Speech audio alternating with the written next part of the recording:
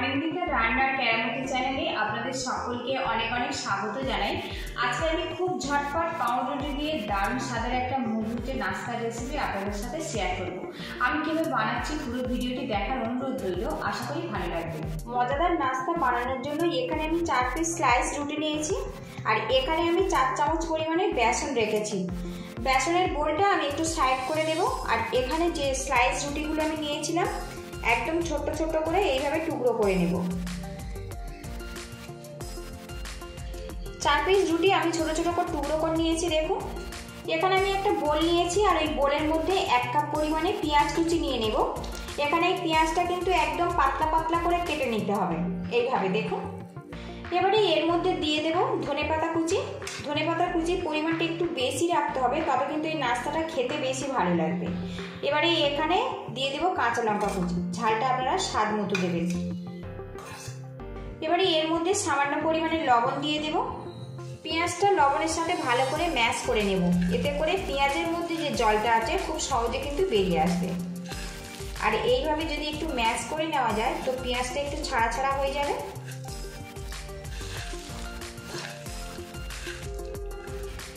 এদিকে দেখুন পেঁয়াজটা আমি ম্যাশ করে নিয়েছি আর পেঁয়াজটা কিন্তু এখন বেশ ছাড়া ছাড়া হয়ে গেছে আর পেঁয়াজের মধ্যে কিন্তু হালকা হালকা জল ছাড়তে শুরু করেছে।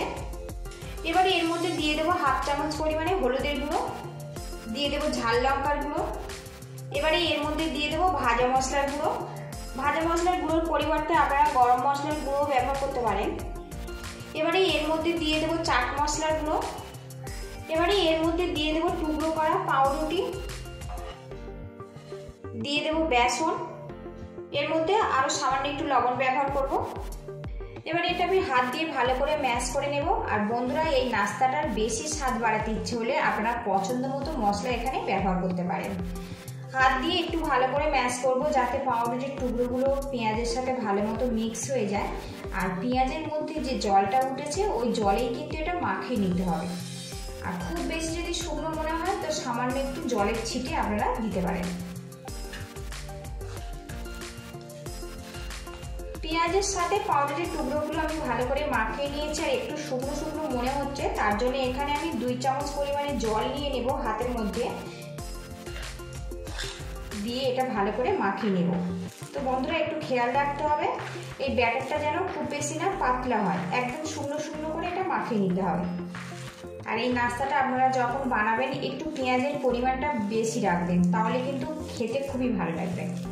এদিকে দেখুন মিশ্রণটা কিন্তু বেশ মাখিয়ে নিয়েছি আর এইভাবে কিন্তু মেখে রেডি করে নিতে হবে। এবার এই মিশ্রণ নিয়ে আমি অল্প অল্প করে শেপ দিয়ে দেব। আপনারা পছন্দ মতো এই শেপটা দিয়ে নিতে পারেন। এখানে আমি অল্প করে মিশ্রণটা নিয়ে নাগেট আকারে শেপটা দিয়ে দেব এইভাবে। তো দেখুন একটা শেপ কিন্তু রেডি হয়ে গেছে।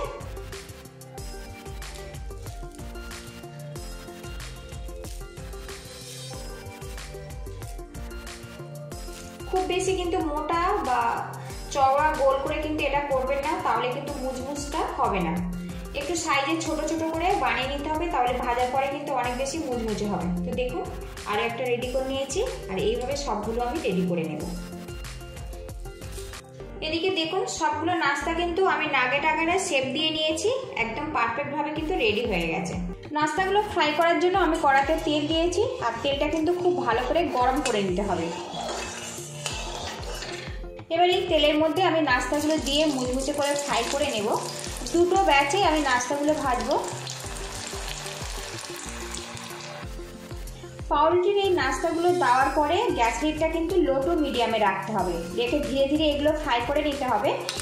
একটু শক্ত হয়ে গেলে তারপরে এটা খুন্তি দিয়ে উল্টে পাল্টে নাড়াচাড়া করে নিতে হবে। আর বন্ধুরা এই রেসিপিটা আপনারা কিন্তু সন্ধ্যাবেলা চায়ের সাথে খুব ঝটপট বানিয়ে নিতে পারেন, খেতে কিন্তু অসাধারণ লাগে। ভিডিওটি দেখে ভালো লাগলে একটা লাইক দিয়ে দেবেন আর যতটা সম্ভব শেয়ার করে দেবেন। আর চ্যানেলে নতুন বন্ধু হয়ে থাকলে চ্যানেলটিকে সাবস্ক্রাইব করার অনুরোধ রইল। একটু সময় ধরে যদি এগুলো ভেজে নেওয়া যায় তো অনেক বেশি কিন্তু খাস্তা হবে আর মুচমুচে হবে।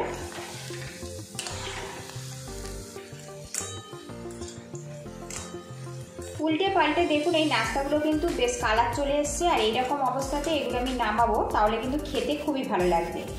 একটু তেলটা ঝারিয়ে নেব, নিয়ে এটা আমি তুলে নেব। বাকিগুলো আমি এইভাবে ফ্রাই করে নেব। পাউরুটি আর বেসন দিয়ে দারুণ মজার এই নাস্তার রেসিপিটা কিন্তু পুরোপুরি কমপ্লিট হয়ে গেছে। আজকের এটা আমি সসের সাথে পরিবেশন করব।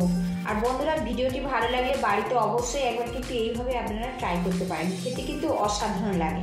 পুরো ভিডিওটি দেখার জন্য আপনাদের অসংখ্য ধন্যবাদ রইল। আপনারা ভালো থাকবেন, সুস্থ থাকবেন এই কামনা করে আজকের আমি বিদায় নিচ্ছি। তো আপনাদেরকে আমি দেখাই একটা কত সুন্দরভাবে রেডি হয়েছে, দেখুন ভিতরটা। তো দেখুন খুব সুন্দরভাবে এটা রেডি হয়েছে, আর ওপরটা কিন্তু বেশ মুচমুচে ভাব এসছে।